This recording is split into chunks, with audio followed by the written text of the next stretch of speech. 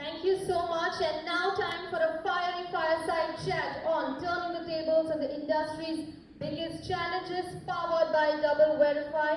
Please join me in welcoming our session chair who will spearhead this conversation. May I please again welcome back Mr. Nachiket Deole, Head of Sales India, DoubleVerify. A warm welcome to you. Come on, ladies and gentlemen, where is the energy? A big round of applause for him. A warm welcome. Next up, joining we have Dayama, Senior Vice President and Head of Digital Acquisition, Website, Content and Social Media Marketing, HDFC Bank. A warm welcome to you as well. Next up, we have Rahul Dayama, Head of Marketing, Urbanic. A warm welcome to you, Mr. Rahul. And we also have with us Aatika, Ehsan, Ansari, Head Media and Digital, Pernod, Ricard, India, who will be joining us virtually for this fireside chat. Mr. Nachiket, please take it forward. A warm welcome to you, Aatika. I hope I'm audible too. Yes, you are. A warm welcome. Well, I'm back, guys. Probably for the last time of the evening. We'll try and make it more interesting for you guys. So we're talking about turning the tables on industry's biggest challenges. And we have esteemed speakers here. Thank you, Aatika, for taking time out. We know you're out of country. But thanks for taking time out to share your views. Thanks, Jahid. Thanks, Rahul. We have diverse panel here from different industries. And if you look at the evolution of digital and programmatic, right? We have been talking about this evolution for last 12, 13 years. We're still talking the same things. But now more challenges have come our way, especially about privacy regulation, data privacy from user perspective as well as from governance and government's perspective. Cookies, I don't know, or none of us would know when are they going to die, but someday probably they will. So we need to be prepared for that. And obviously the agencies and marketers are always thinking about how to kind of cope up with these challenges, because they're pretty daunting from a marketer perspective, right? Marketers should start thinking about the brands and the campaigns and not so much about compliance, but I think compliance has become a day-to-day affair for all the marketers as well. And that's where we have this panel to talk about it. But before we start, just want to throw open one question to all of you. Probably we'll start with Rahul. Rahul, before we get into real question, one thing that we want to hear from you, either personally or professionally, one challenge that you're trying to turn the tables on.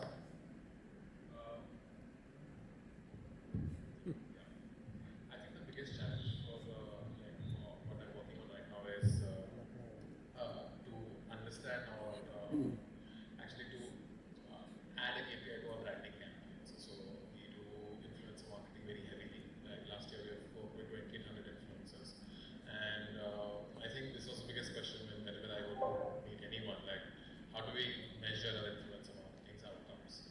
So yeah, we have tried a lot of methods, and I think that is something which we are working on, and I think we're leading on that space as well. So yeah, I think measuring the campaigns sentiments is something which all those data points will give you. I think something.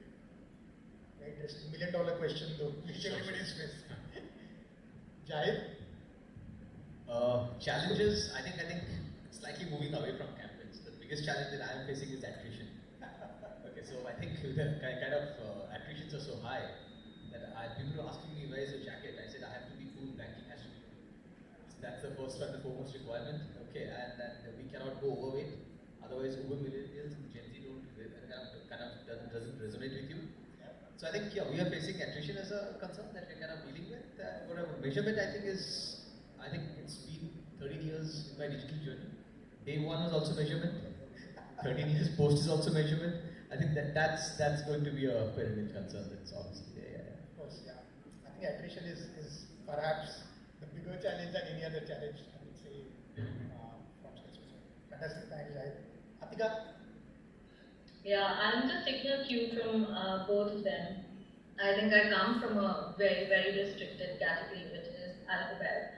So for us, I think a couple of things. One is operating in a really brand safe world because we're already such a restricted and tough category in India, especially in the digital space. That's one.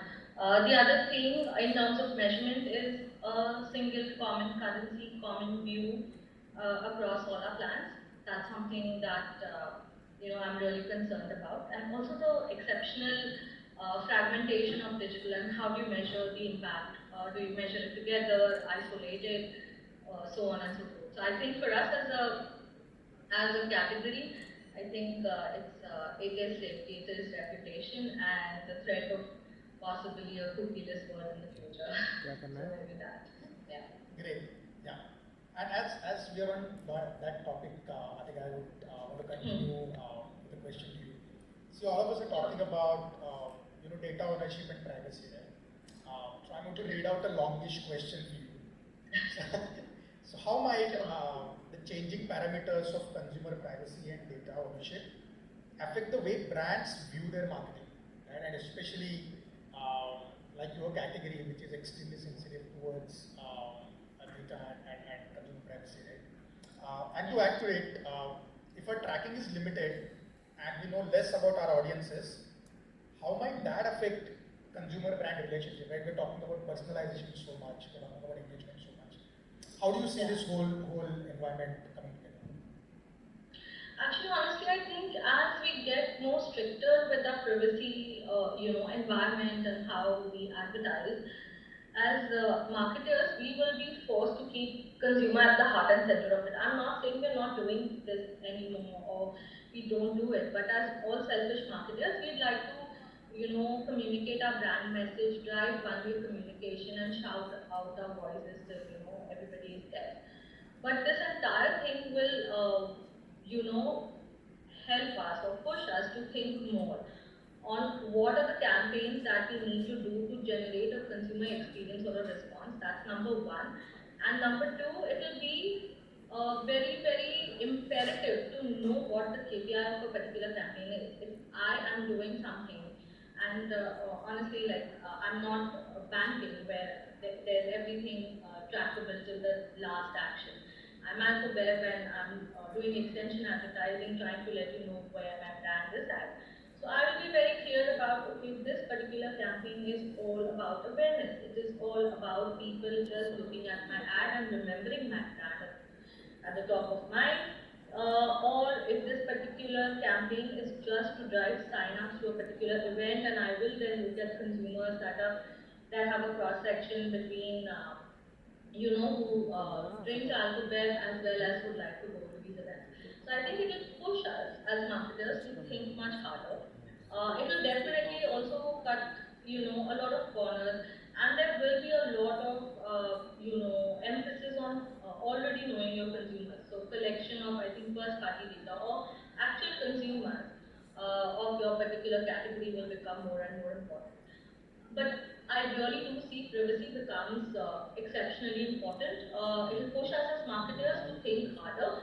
But what it will also do is, because the consumer that you're reaching after that has given the information out of consent, you are delivering your message being hopefully in a brand safe way, in a way that the consumer is more receptive. I think there will be lesser wastage. There will be a higher conversion from awareness to say a consideration or a trial.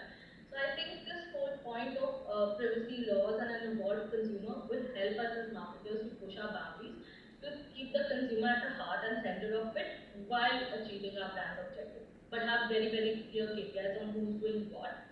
It will also rationalize why we are collecting consumer data. What do we intend to do with it?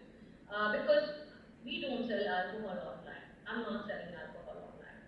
So what am I doing with that data? I think if I hold it, what is the purpose of it?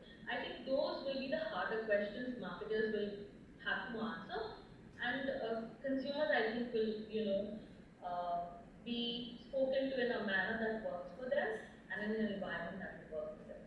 That's how I think it.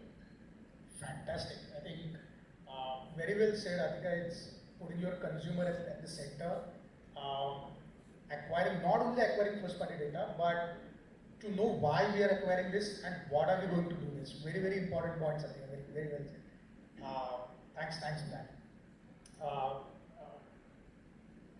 Jayed, right? We spoke about first party data, we spoke about consumer privacy. Now, according to eMarketer, 60% of the marketers think they need multiple identity solutions to connect with consumers in a cookieless world. Whenever that happens, right? We feel that it's going to happen next year, but that year never comes. But someday, hopefully, that will come. But can that ultimately be a benefit in which marketers don't become too reliant on one methodology, right? Or one tactic or approach? On the flip side, if a brand decides to pursue multiple identity solutions, that arguably poses a greater risk to fragmented identity, right? So how do you kind of navigate through this multiple identity or single identity scenarios? Any thoughts? Because you're sitting on wealth of data, I would say, as a brand, right? And at the same time, you need to be equally responsible in terms of how you use that data for all the compliance purposes and the brand that you present. So just guide us. So let me start with the impact. You were showing me ad losses and dollar losses because of fraud and viewability. You'll have no idea the amount of losses that brands bear because of lack of suppression. And that single word suppression is giving a big time customer dissonance, because I have seen, forget about legacy brands like us, I have seen ultra age e-commerce brands, you have bought that t-shirt, still you will be showing the same t-shirt. It's not a card proper, you have actually bought it, but still you will be seeing the same stickers, same t-shirts again and again. Okay, suppression is the keyword. Now I'm telling you this impact because if you walk backwards now, we have to have a customer one view, right? Cookieless, forget about that. So now since we have wealth of data, problem is with the walled gardens, right? So how do we make sense of it? So what we are trying to do is, on our own property, we have something called pseudo ID. We have tried to create our own unique digital stamp, which helps us to identify each one of the consumers on our own properties. And to give you some data facts, we have around 140 million per month kind of a traffic on our own property. Okay, wow. So if I have to get sense of that, now just imagine 50 to 60 plus stock products, right? And the guy is coming onto the website. We have a huge data science team to make sense of which product to pitch, because it's the age of personalization, and the way we personalize is not about showing creatives, it's not about showing a product. It is about starting from how much amount to be given to you based on your risk profiling, then showing that amount to you with the gender and the demographic bifurcation on the creative at the right moment, right? So when you're coming on the website, for starting with the amount personalized to the everything is kind of shown to you. For that, we need to identify on my own property. That is not in the login section. I'm talking about the pre-login section. Login section is very easy. You have logged in. Okay. So that's my first thing. Now, how do I stretch you beyond? And hence, when you're trying to make a CDP, it's about the pseudo ID, it's about the device IDs or the GIDs, and then it's about the social media handles being mapped against it. Because what we are trying to say or see is you have complained on one profile, and on the other hand, my sales guys are trying to say you. Now that's the biggest customer dashboard that we're trying to solve. That how can I understand who is facing it? Because 70% of the kind of goldmine that we have, which I accept, and 70% of the business is coming from existing customers. First goal is, I hope there is no problem with them. If they complain on one platform, it cannot be that I'm trying to sell another platform, right? So first is how to understand the entire lifetime value, starting from not only product churn, but also service churn. Second is, if he or she has already taken a product, or is in the cart of taking one product, to ensure that all other products are suppressed. Because we have too many products to be shown here. So that's why we are trying to, this is how we are trying to sort this entire data, obviously via CDP. On top of CDP, we'll try to get the channel orchestration and the day orchestration on top of it to get it more AI-led, but as of now, that's not there. But the entire data sync is happening, and as against the data, the entire NPA, which is the next best action in terms of product, and the product propensity is kind of getting that. That's fantastic. That's mind blowing. I mean, so you're really trying not to just look at the attributes that you see, but you are just trying to map the digital behavior with the attributes that you see and make sense of real feeling of that customer. Right? I'll just give you a small example. I don't know about the time. Okay, but let's say you can, because see, unfortunately you don't get up thinking of, thinking of banking product, right? You might get up thinking of what Aatika is trying to say, that today is the day I go and enjoy. But unfortunately that's not happening for banking products. Okay. So, but we are the enabler, right? So what happens is, let's say you need to go, data is there, 60-70% of the people actually take a loan to travel. And travel is pretty much at its peak. But what kind of loan? There are so many loans that you can take, right? We might envisage that this is best for you. But digitally, if you're reading some other content, I immediately prioritize the other product and suppress the other product. The one that we thought was best for you. Because the intent is there for the consumer on that and he's consuming that. That data goes back either to, if he's a managed guy, goes back to the guy who's managing, or if it's unassisted journey, the digital guys will be kind of remarketing on top of it. So that's the real-time scenario that you're saying about there. Fantastic. So that's like the entire consumer journey moving from the sentiments to purchase. And then obviously product recommendations in the right way. Fantastic. Rahul, coming to you. And I know we spoke. You feel that a lot of questions, all the questions are performance related. But you can take your spiel on that. But not all brands have a solution in place, or can afford, expensive tech stacks. Right? But what are the options for, say, startups, right, or smaller brands who probably don't have so much data or don't have budgets to kind of tackle that, but are just on their journey to become the next big one, right? Yeah. So what do you think can be a solution for such So I marketers? think I've seen this journey really well because when you start, you have to collect the data. There is a lot of A/B testing, there will be a lot of testing. We've tested everything with products, with content, everything. And with time, we have formed a strategy where, whenever we used to plan something, we used to always think of a scalability angle. That if you're testing something, then should be able to scale it. And as you said, in platform, communication is also very important for the users. And I think with the large community of influencers, we were able to understand the trends in the fashion. Because Urbanic has been known for being the trendiest collection. So they use a lot of organic ways to do it. We are also working on developing our own social commerce space. So we already have it on our app itself. So we actually did it on Instagram as a platform, where currently we have इसका LED का screen है ना, उसके face पे पता चल रहा है, पहले नहीं पता चल रहा था, अभी पता चल रहा है। सर्टिफिकेट का मोबाइल का डॉट नहीं पता चल रहा है। And they love appreciation as well. So we were really focusing on our organic engagement. So then we started tapping and working with influencers on a commission basis. वो नहीं बोल रहा हूँ। We work with a lot of influencers on a commission basis, where सबके तरफ sharpness बढ़ता है। trackable through उसका जो LED So that is something which is like a difficult thing to track actually, because a lot of people don't tend to remember the code, and we are figuring out a lot of tools to how to track the actual source of the sale. And so when we started with it, we were not able to actually track a lot of sales from influence marketing, but now we're able to. And 15% GMV is quite a big number for because we can tap it as an organic sales itself.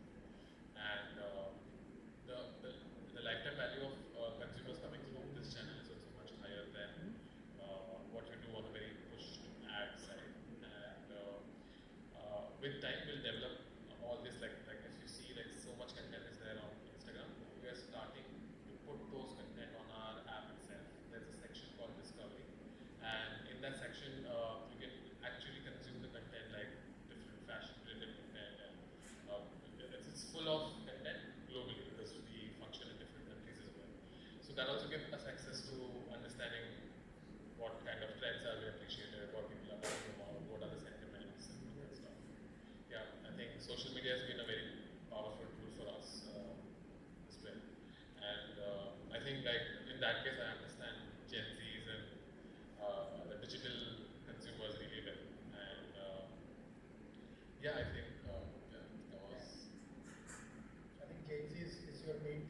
would that say Our main PG is 1835, but yeah, we have a lot of Gen Z, and like any Gen Z, you can ask about the Urbanic and Delhi.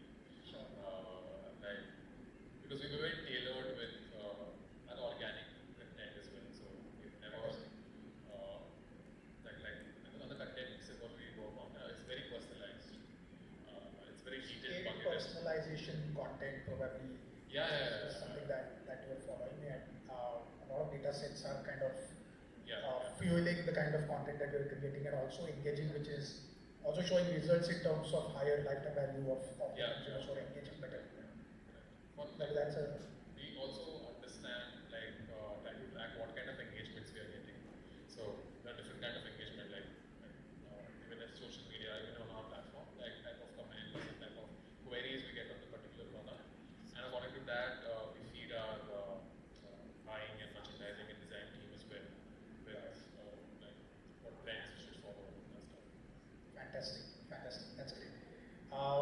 From content to media to programmatic, Jai, in turn, programmatic, probably that's what we feel may not be right, but programmatic is too reliant on third-party data, right, to provide scalable solutions.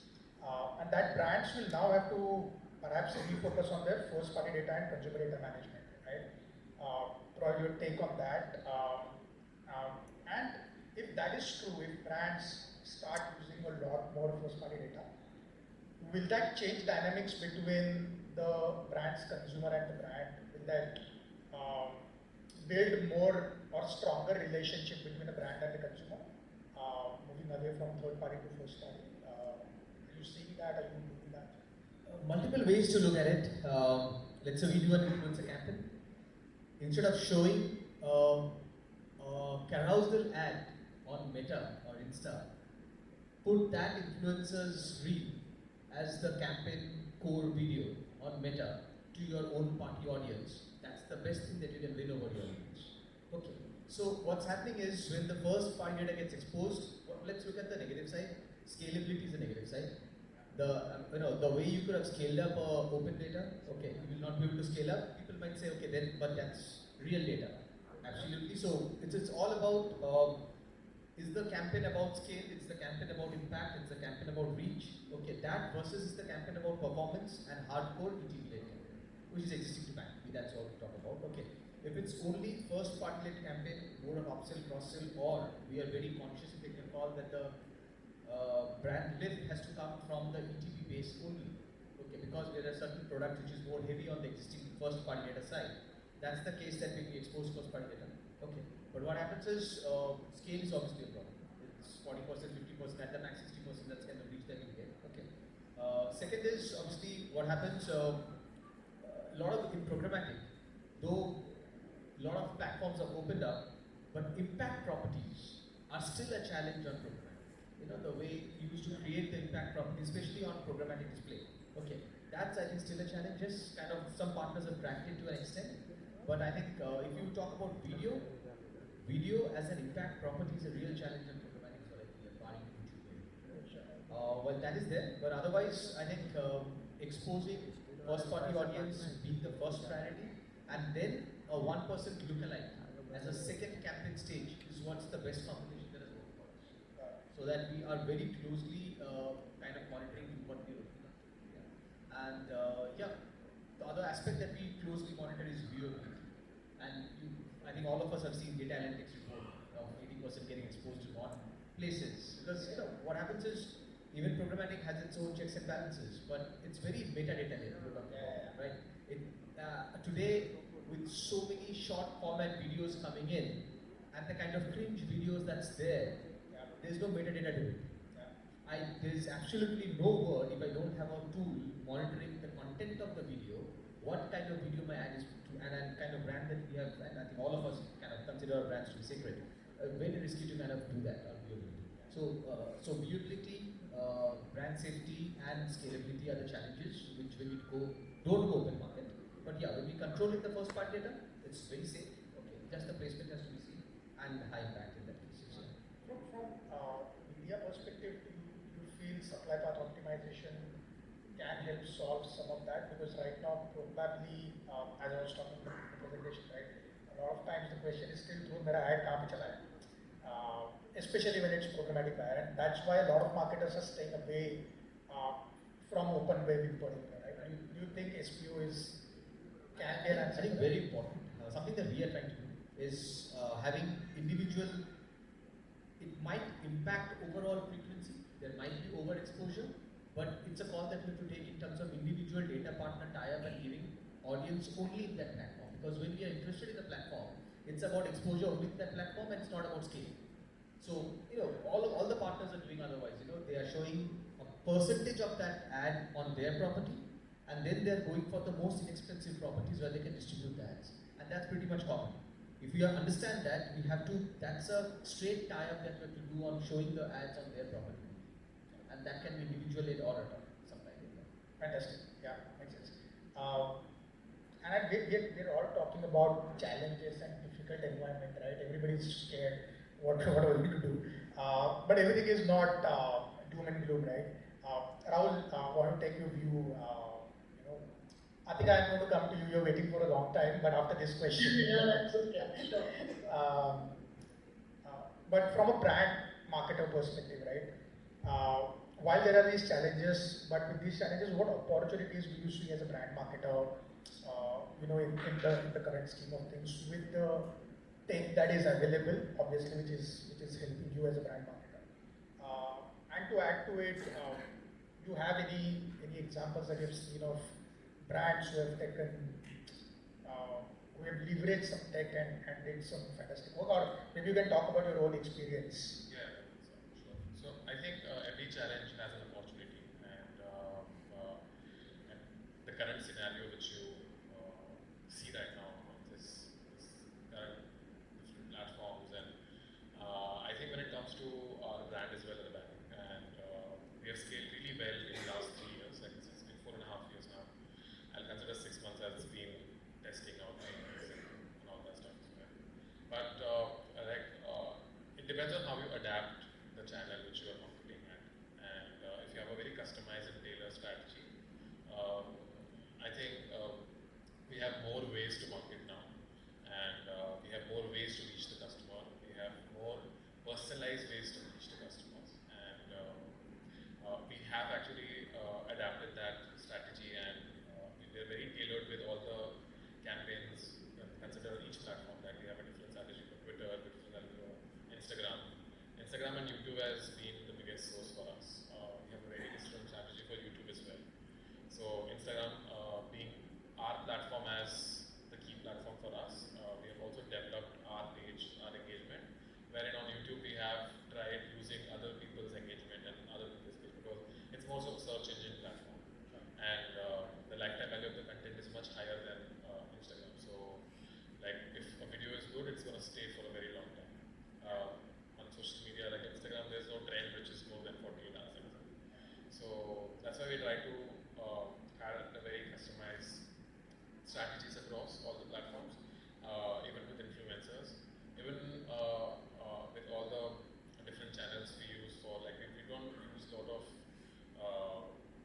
digital channels apart from social media right now, because we are focusing on a very targeted audience, which is young girls who are looking for fashion, and it's restricted to a lot of like tier 1 and metro cities, like the kind of collections we have. I think the fast consumption is here only, and what we are planning right now at Urbanic is keeping global brand at the mind, and yeah, I think it's like for me, I think it's a beautiful scenario where I can experiment so much with content, so much with influencers, so much with our own app. And, So I think what we're really saying is use all the assets that you have. Yeah, right? yeah. Don't shy away from experimenting.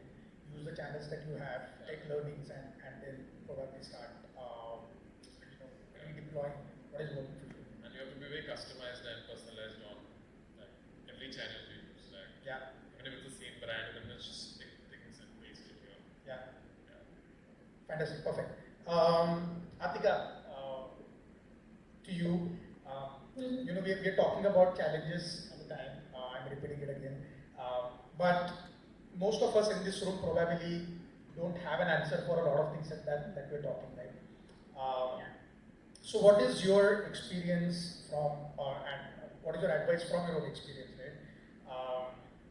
What can marketers or agencies do to prepare for certain changes in short term as well as long term in programmatic post-cookie world? How to deploy this strategy. What are some of the advices that you want to give to the audiences here? I don't think I can really give an advice. I can just say from a marketer's perspective and from a dark category perspective how we are preparing ourselves for the future. The first thing is, of course, data is knowing your consumers is a privilege. Like Zahid mentioned earlier, saying that he can track the lifetime value, he knows exactly what the consumers are looking at, and he can change the offering to that. Although our category doesn't allow that, but just having information about your consumers and what do they prefer, what do they watch, is a privilege to have. It helps you plan better. So that's the number one thing. Focus on knowing more about your consumers. That will come directly through first-party data collection. While you're doing that, be very clear why you're collecting and using, and how you're going to use the data.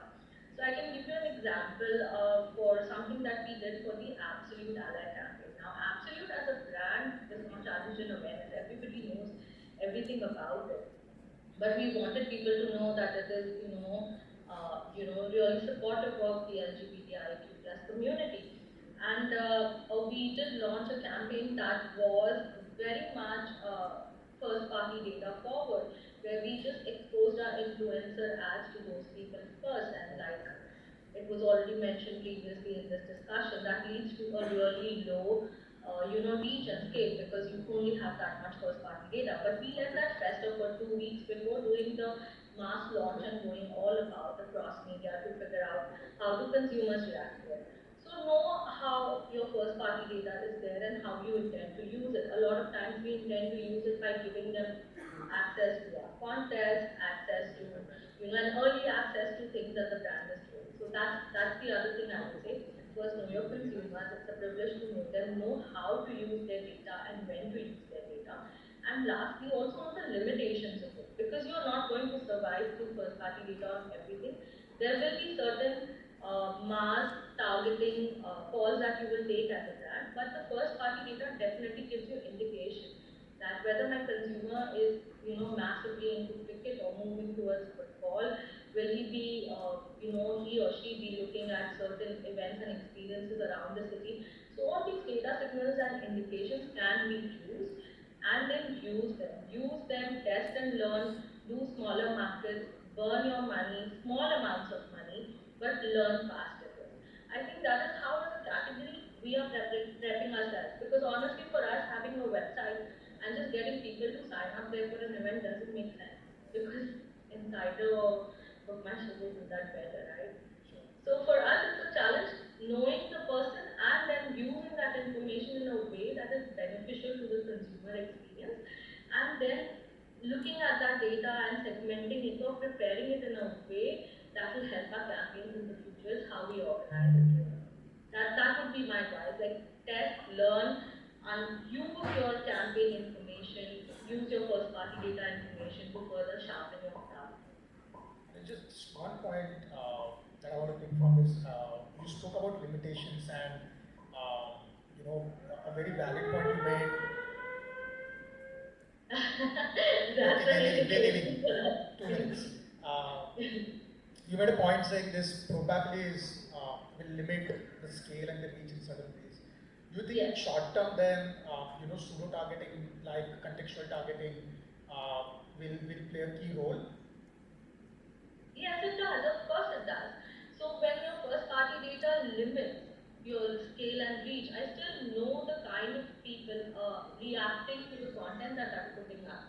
And that contextual targeting will definitely increase the scale and reach. Like I was saying in the campaign, we use the first-party data for the first 2 weeks to observe specific behaviors and then look at those behaviors and tap into those behaviors for a larger targeting campaign. I definitely do see that happening. And that is how to overcome the limitations And not every single time you have a solution. You just work with whatever is around and then you find workarounds. Lovely. Thank you. One last question before we leave, and probably one-liner answer from you. All said and done, measurement remains, the key priority for every single brand and agency. One line and your thoughts on, in the changing landscape, what is the future of measurement? How do you see measurement evolving? What are your expectations for measurement? Rahul, if you want to share one line.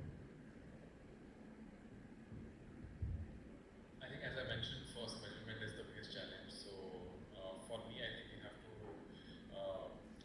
actually structure the measurement in very much a sentimental value, because for us as a fashion brand, it's very important that what are the perception of consumers towards our brand, because we launch new products every week. So I think, like understanding the sentimental value or the brand value is more important than any other data metrics. Great. Thanks. Guys, I think for us, measurement, I think we have kind of matured beyond data-driven first-party classic. I think what we are looking at is percentage of digital contribution to overall business. So digital marketing is no more marketing; it's actually a growth hacking team contributing to business. You know that there's a sales team, there are phone banking team, and digital is actually the third most revenue-generating channel. That's what we are vouching for. And obviously, the other aspect of digital is to create brand love. But while we do that, it's now kind of how we establish as the third largest revenue channel. And because if you see, digital will be the least cost channel for acquisition, as against any of the other channels in your existing setup. So that's what we have to draw upon. so perception, sentiments, along with that, business revenue, and becoming perhaps the channel to contribute for the business and revenue for the brand. Fantastic. Aatika, your views to end with. Yeah, I really think measurement should be what is really the impact of digital on just not the brand sentiment and deliveries, but for us as a category, it's very important that digital plays a role in the way the consumer perceives the brand and thinks it is something that is good enough or is lifestyle enough for him or her to consider. So I think for us it will be digital contributing in building that memory structure for my brand, which I'm sure it's still doing, but having the ability to measure it and say that this is the contribution of digital to those memory structures is something that I'm really look forward to. Fantastic. Thank you so much, Aatika, Jahid, Rahul, for your views. I'm sure audience would have taken a lot to take back home and ponder upon. Lovely to have you, and look forward to see you guys at the bar counter later. And all the best for all the nominees for the awards. Hopefully you'll have a bang of a night. Well, thank you so much, Nachiket, and to all our speakers for your conversation. A big round of applause, everyone. Thank you so much, Aatika, for joining us virtually and sharing your time to this summit. And I would now like to invite back on stage Priya, Mishra, Marketing Manager at Adgully, to felicitate our speakers.